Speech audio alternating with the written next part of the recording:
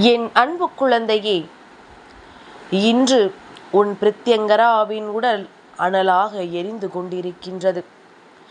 மாதத்தின் தொடக்க நாள், தமிழ் வருட பிறப்பு. இந்த நாளில் இந்த தாயானவளின் உடல் ஏன் இப்படி அனலாக எரிந்து கொண்டிருக்கின்றது? அதற்கு என்ன காரணமாக இருக்க முடியும் என்று என் பிள்ளை நீ யோசித்து கொண்டிருக்கின்றாயல்லவா? என் தங்கமே, எல்லாவற்றிற்கும் காரணம் உன் வாழ்க்கையில் இன்று ஏற்பட்டிருக்கின்ற இந்த சூழ்நிலைதான்.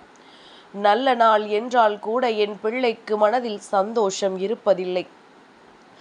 எல்லா நாளுமே என் குழந்தைக்கு ஒன்று போலத்தான் இருக்கின்றது. கண்ணீரும் கவலையும் கஷ்டமுமாகத்தான் இருக்கின்றது.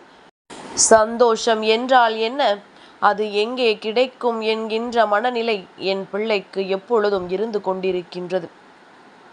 சந்தோஷமாக இருக்க வேண்டும் என்று நினைத்தால் கூட, 4 பேர் இருக்கின்ற இடத்தில் வாய்விட்டு சிரிக்க நினைத்தால் கூட, அந்த நேரத்தில் கூட தன்னுடைய கஷ்டங்கள் என்னவோ அதுதான் உன் கண் முன்னால் வந்து நின்று கொண்டிருக்கின்றது. இதனால் என் குழந்தைக்கு இந்த வாழ்க்கையில் அடுத்த அடியை எடுத்து வைக்க முடியாமல் துவண்டு போய் நின்று கொண்டிருக்கின்றாய். என் தங்கமே, எல்லாவற்றிற்கும் காரணம் என்னவாக இருக்க முடியும் என்று நினைக்கின்றாய்? உன் கண்ணீருக்கும் கவலைக்கும் காரணம் என்னவாக இருக்கும் என்று யோசிக்கின்றாய்? என் தங்கமே, எல்லாவற்றிற்கும் காரணம் ஒன்றுதான். உன் அருகில் இருப்பவர்கள், உன்னோடு பழகுகின்றவர்கள் என்று நம்பிக்கை துரோகிகளை நீ அருகில் வைத்து கொண்டிருக்கின்றாய். ஒரு நல்ல விஷயத்தை என் பிள்ளை நீ செய்ய தொடங்கினால், அதை அவர்களிடத்தில் மட்டும் நீ சொல்லிவிட்டு தொடங்கிவிட்டாய் என்றால், அந்த காரியம் நிச்சயமாக உனக்கு நல்லபடியாக நிறைவு பெறாது.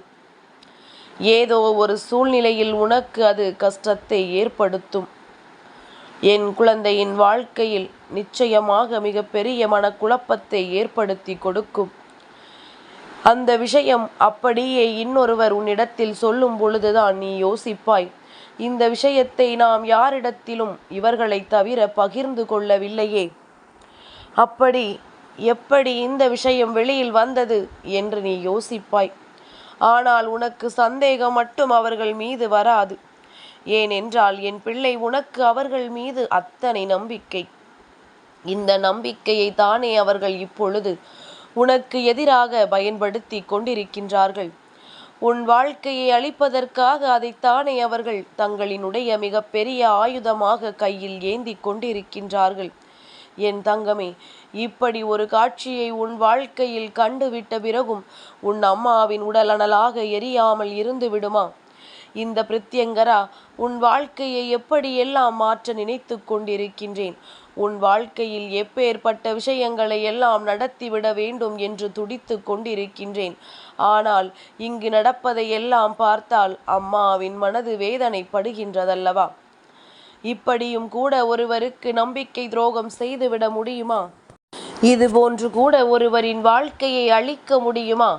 இப்படியும் கூட மனிதர்களின் எண்ணங்கள் இருக்குமா என்று நினைத்து நினைத்து அம்மாவினுடைய மனது அனலாக எரிகின்றது.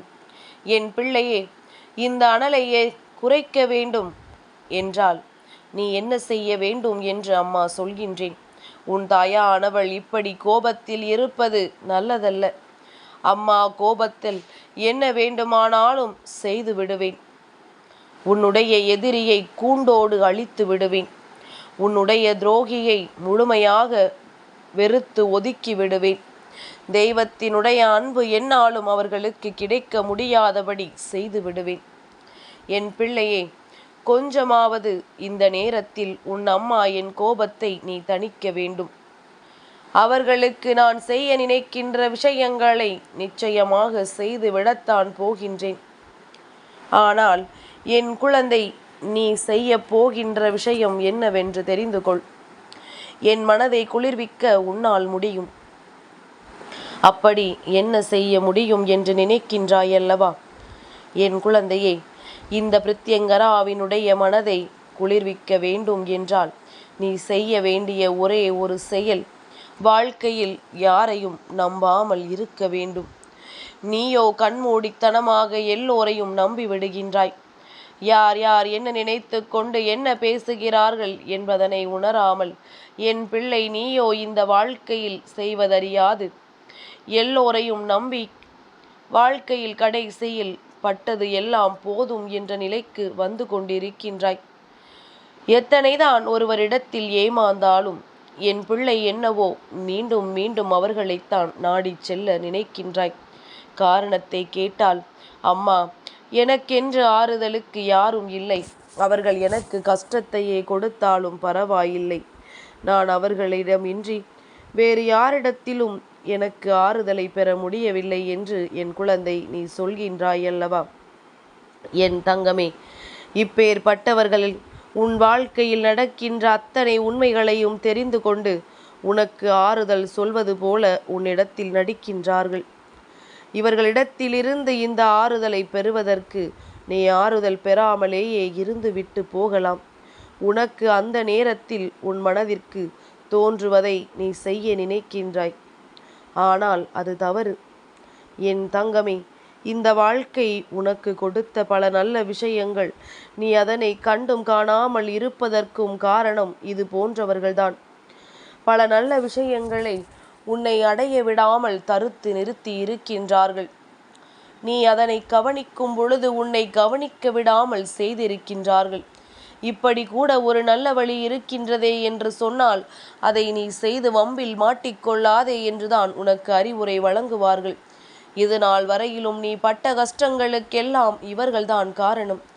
இவர்கள் நீ நல்ல வழியில் செல்லும் பொழுதெல்லாம் உன் வழியை திசை மாற்றி விட்டிருக்கின்றார்கள். அது மட்டுமல்லாமல் எந்த ஒரு செயலை வெற்றிகரமாக நீ முடிக்க நினைத்தாலும் அந்த செயலில் உனக்கு வெற்றியை பெற முடியாமல் இவர்கள் தடுத்து உன்னுடைய கவனத்தை திசை திருப்பி விட்டதோடு மட்டுமல்லாமல் நீ செய்வது தவறு என்று உன்னையே நம்பவும் வைத்திருக்கின்றார்கள்.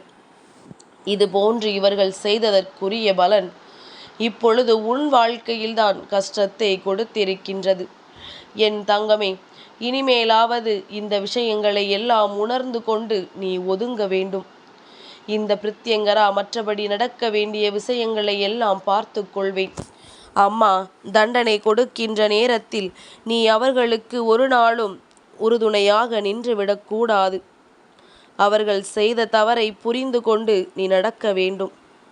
அவர்கள் இன்று செய்த தவறை உணர்வதற்கு தயாராக இருக்கும் பட்சத்தில் உன் வாழ்க்கையில் அவர்கள் நடந்து கொண்ட விஷயத்திற்கு உன்னிடத்தில் மன்னிப்பு கேட்க தயாராக இருக்கும் பட்சத்தில் அவர்களை உன் அம்மா விட்டு விடுவேன்.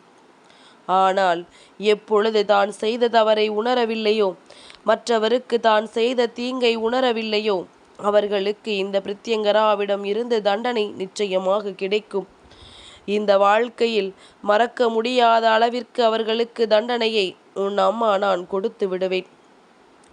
இனி ஒரு பொழுதும் இந்த சூழ்நிலையில் இருந்து அவர்களால் மீண்டு வர முடியாதபடிக்கு தண்டனைகள் அவர்களுக்கு கிடைத்தே தீரும்.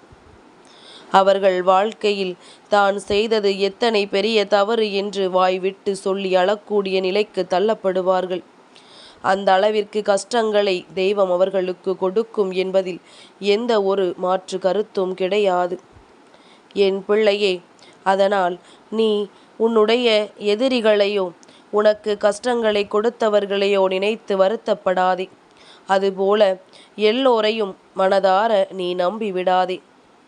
யார் உன் வாழ்க்கையில் என்ன செய்கின்றார்கள் என்பதனை நீ சற்று புரிந்து கொள்ள வேண்டும். எல்லோரிடத்திலும் வாழ்க்கையில் நடக்கின்ற அத்தனை உண்மைகளையும் சொல்லிவிடக்கூடாது.